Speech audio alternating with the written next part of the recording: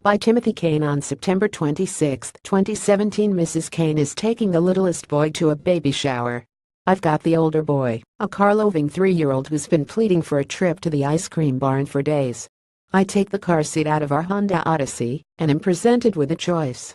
For roughly 40 minutes of evening driving from Margate to Sherman's Point, around Summerside, and back home, do we take the 2018 Mercedes-Benz E400 4MATIC Coupe with its massaging seats and Burmester audio, or do we opt for our 2004 Mazda mx-5 Miata? It's fall in Canada, but the heat wave experienced by much of the continent has presented us with a lovely day.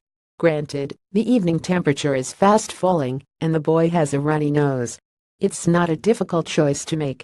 The roof goes down, his window stays up, the heater cranks up, the garage door goes down, and we're off for a father-son bonding session in the best car in the world. Okay, maybe it's not the best car in the world. It's not an E39 BMW M5, it's not a Ferrari 488 GTB, it's not even a 2017 Mazda mx-5 Miata.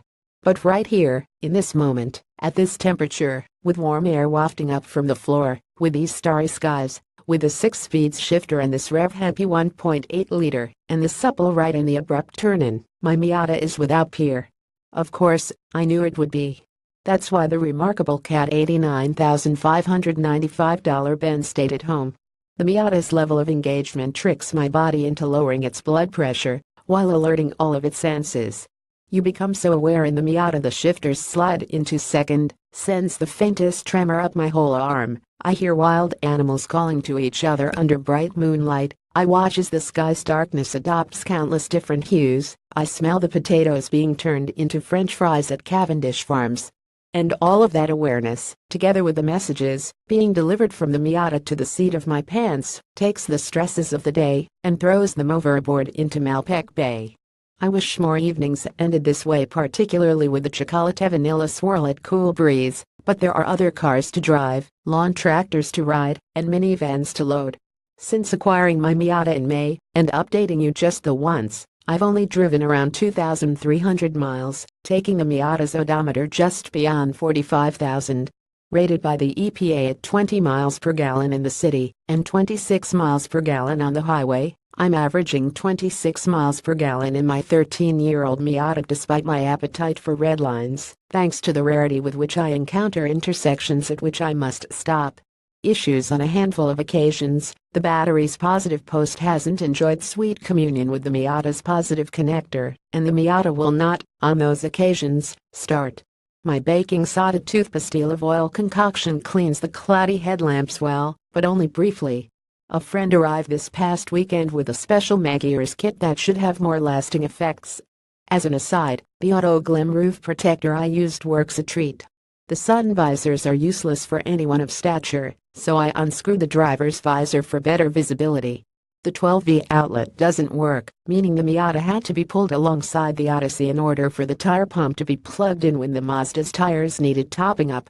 The seats are by no means great, lacking support down low, up high, on the sides, and anywhere else you can think of where support would be nice. But the seats aren't that bad. Cloudy headlights can be remedied. I know how to cancel the battery post and the battery cable connector. These are minor issues by most used car standards, and they become all the more irrelevant when takes into account the joy derived from driving the Miata. This late September heat wave will quickly end.